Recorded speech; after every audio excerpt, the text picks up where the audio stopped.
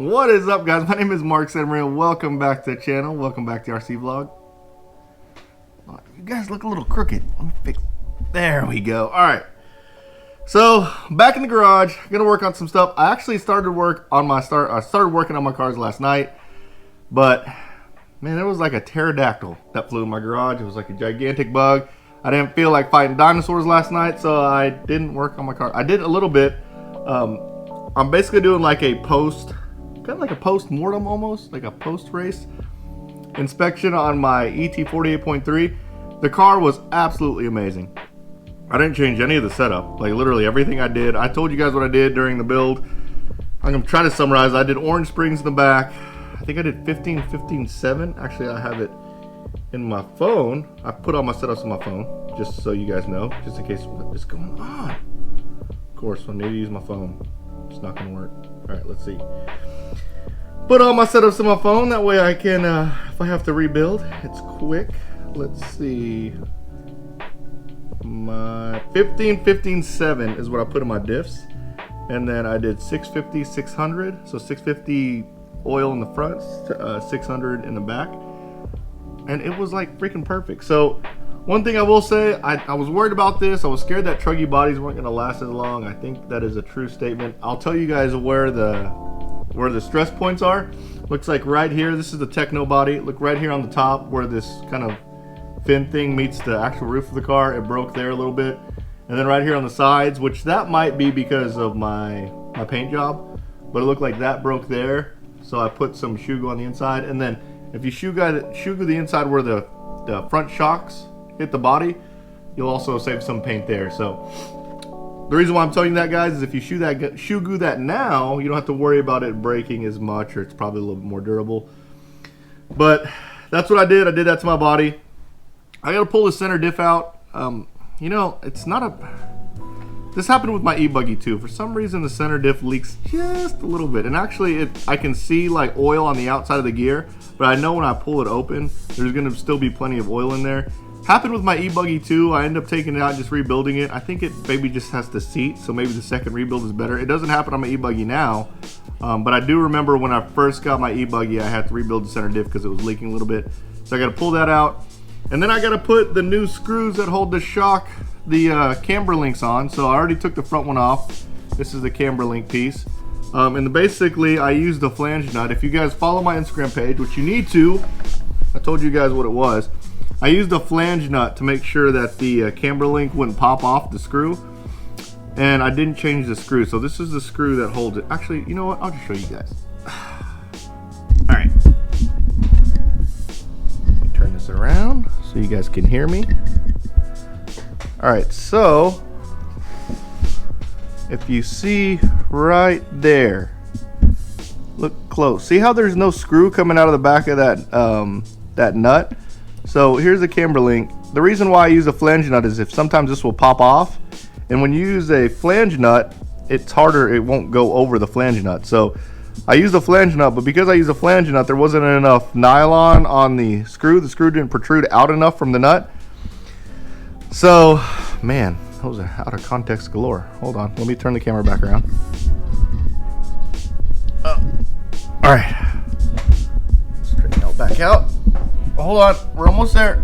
Oh. There we go. Okay. So what I did is I got another screw. So now this screw is just it's not a little bit, it's a lot longer. So you see that? It's a lot longer. So then the nut will actually go on there. And what that does is when the nut, so the problem with it at the with the shorter screws is as soon as it loosens up, it's past the nylon, it just will just fall off. Whenever you have a little bit more thread left, you can at least see that it's loose before it actually falls off. So I'm gonna put the new screws on there, rebuild my center diff, clean it off, and then I'm gonna put these bad boys on there, some Badlands, and then we're gonna go bash. So that's not what this video is about. This video is actually about why white wheels are faster than yellow wheels. So let me get working on this stuff and I'll tell you guys while I work. All right, I got my diff out, rebuilding it now, center diff. So white wheels versus yellow wheels. I said that in a video a while back and everyone thought it was You know, some people agreed, some people didn't agree, but the truth is, guys, white wheels are way faster than yellow wheels. I mean, look at it. I mean, look at the facts. If I have to name off super fast guys, the first two people, and maybe a third person I'm gonna name off is Ryan Mayfield, Ty Tessman, and Ryan Lutz. What color wheels they run? White.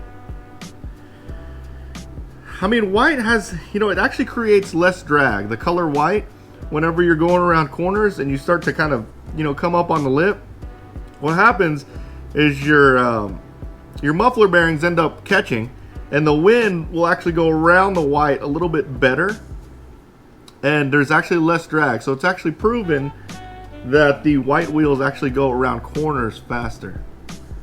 You definitely don't want the yellow. The yellow catches. I mean, it's unfortunate it catches. They actually did an experiment, a scientific experiment, where they looked at the molecular structure of white wheels versus yellow wheels, and the yellow wheels were actually a little bit softer, causing latency. Yeah, I mean, the fact of the matter is you never know how many nuns are in church, you know? It sucks. But white wheels are way faster. So you're probably wondering what the fastest wheel is. So I would say white is the fastest wheel. Black would probably be a close second. Black also has a similar molecular compound as white. The slowest is going to be like the crazy color wheels. Actually, I can blame my loss at the Psycho Nitro Blast on when I was running pink wheels. Orange, super slow. Probably the slowest of the slow. Green, super slow.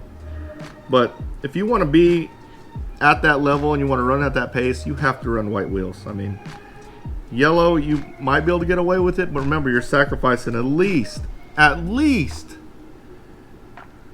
maybe 0.7 of a second every lap. So total, that's like 17 minutes that you're coming in late if you're in yellow wheels. Sorry, guys. The truth hurts. It's the truth, and the truth hurts. So I'm almost done putting this diff together. I was gonna tell you guys something else. Oh yeah, I've told you guys this before. Whenever you build your Techno diffs, especially the center one, don't wrench on it really hard. Just with your fingertips, tighten it up. But almost done. So we'll see how this works. So after this is done, I'm gonna throw some bash wheels on it. There's a couple. I promise the Techno ET videos are gonna subside a little bit. The next thing I want to do, because it's starting fall, is like when I really like to just kind of work in the garage. It's the weather. The fall weather is just amazing to me. So it's starting to cool down. The next thing I'm going to do is I'm actually going to start working on those Nitro Vortex. Super excited about that. I've been wanting to just go through that box of parts. I've got some crazy parts in there, some custom parts in there. I am so excited about the Vortex. I have 2 of them. I've got the carbon fiber wrap for the chassis. I mean, it's going to be freaking awesome. So I'm gonna get done with this diff, get done fixing this car. I already put the screws on the camera links. Throw some. I want to do some bashing videos with it. I don't bash really hard. I can. I mean, I don't want to beat my. I don't like to beat my stuff up. But I'll jump off some stuff. I'm taking my favorite bashing spots. I also want to see the top speed. So probably 2 more videos, maybe 3, depending if I club race with it this weekend or not this weekend, but this week. So we'll have a bashing video with my Techno ET.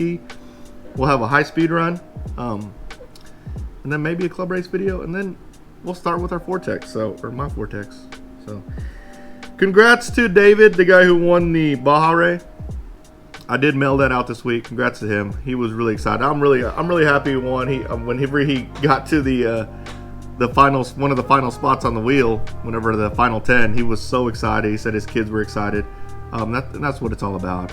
It's about the kids. So if you like this video, guys, smash the like button, turn on the notification bell, subscribe to my channel, and you guys will see me next time. Later, guys.